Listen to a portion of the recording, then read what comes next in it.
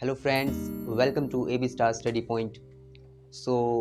Today we are going to discuss about present tenses. So in the first class we knew the basics of tenses.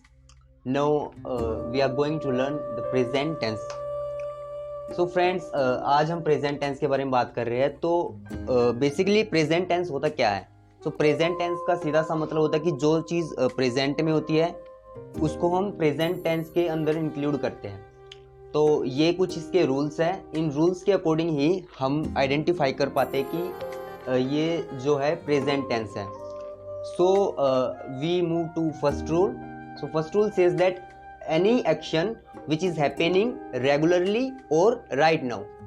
So try to understand this thing. Actions that are happening regularly. So आप भी familiar होंगे कि जो actions होते हैं, actions यानी कि आप जो कुछ काम करते हो और वो आप रेगुलर बेस पे करते हो. जैसे कि आप रोज़ की रोज़ क्या करते हो, जैसे आप रोज़ बाहर जाते हो, रोज़ अपने ऑफिस में जाते हो, चाय पीते हो. तो जो चीज़ आप करते हो, जैसे कोई स्टूडेंट्स है, स्टूडेंट्स क्या करते हैं, वो रोज़ स्कूल जाते हैं, they have to go to school daily.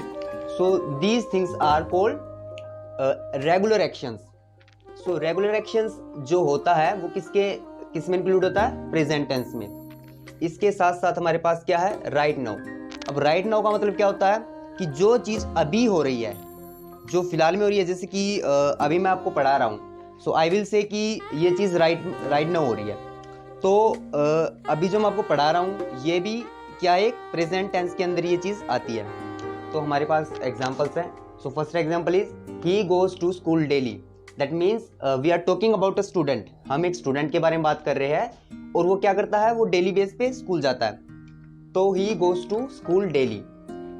So ये क्या है? प्रेजेंट टेंस है. ठीक है. Another one is they are playing cricket.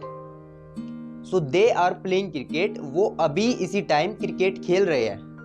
सो ये क्या हो गया? ये राइट नाउ वाला एक्शन हो गया, क्योंकि दे आर प्लेइंग क्रिकेट, वो इस टाइम में क्रिकेट खेल रहे हैं. तो this is also a present tense example. So its second property is the actions that begin in the past and continue in the present. So actual में तो हम इसको प्रेजेंट टेंस ही जोड़ के देखते हैं, जो इसका जो ये रूल होता है. बट इसकी ये एक्सकेप्शंस होती है. हर एक चीज़ के अपवाद होते हैं. तो इसकी एक्सकेप्शन ये है कि जो एक्शन इवन वो पास्ट में शुरू हुए थे पर अभी भी प्रेजेंट में कंटिन्यू होते हैं, तो उनको भी हम किस में इंक्लूड करते हैं? उनको भी इंक्लूड करते हैं हम प्रेजेंट टेंसेस में. For example, they have stopped talking. What does that mean? कि they started talking in the past and by now they are talking and they have stopped the talking in the present. उन्होंने past में जाके कहीं पे वो शुरू हुए थे बात करना और उसके बाद उन्होंने अभी प्रेजेंट में जाके वो बात खत्म की है. सो वो बात खत्म कर चुके हैं. इसको हम हिंदी में ऐसे बोलेंगे. तो जैसे कि अब चुके हैं के दूसरे वर्ड्स लेते हैं, मैं खाना खा चुका हूँ. सो इसका मतलब ये है कि I started eating food in the past. मैंने पास्ट में शुरू किया था खाना और अभी मैंने प्रेजेंट में उसको खत्म कर दिया है.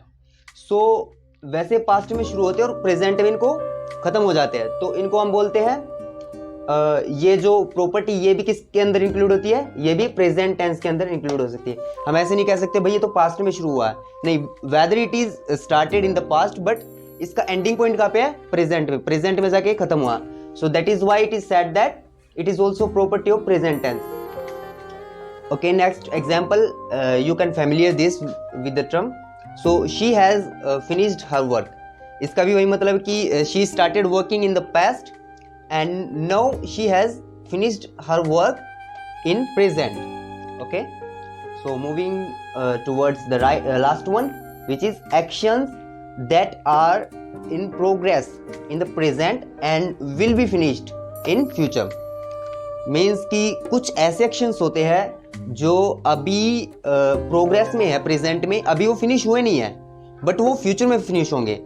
तो उनको भी हम किन के अंतर्गत लेते हैं? उनको भी हम मानते हैं कि भाई ये प्रेजेंट टेंस के अंदर है. So let's try to understand this statement by an example. So we are having the example, I am playing football tomorrow. So कहने का तो हम कल खेलेंगे फुटबॉल. ठीक है, इसमें लिखा कि भाई मैं कल फुटबॉल खेलूंगा. सो ये वैसे तो हो गया फ्यूचर, बट ये इसका क्या है? इसका एक्सकेप्शन है. क्योंकि इट इज ऑलरेडी डिसाइडेड कि भाई ये कल फुटबॉल खेलेगा, तो इसीलिए हम इसको बोलते हैं आई am playing football tomorrow. Another example is the train arrives at 6:30 in the morning. What does that mean? कि जो ट्रेन है वो सुबह 6:30 बजे लौट आएगी, अराइव हो जाएगी। तो इसमें भी हमने अराइव्स यूज किया। अराइव्स मतलब प्रेजेंट टेंस का ये एक साइन होता है, ठीक है। तो train arrives at 6:30 in the morning.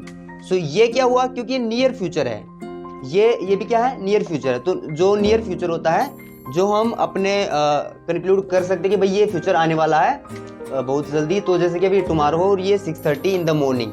So these are near future and that is why these are included in the present tense. So student, आज हमने जाना कि प्रेजेंट टेंस क्या होता है। नेक्स्ट वीडियो में हम आपको बताएंगे कि प्रेजेंट टेंस है, इसके कौन कौन से पार्ट्स होते हैं। Then will discuss each and every of them separately.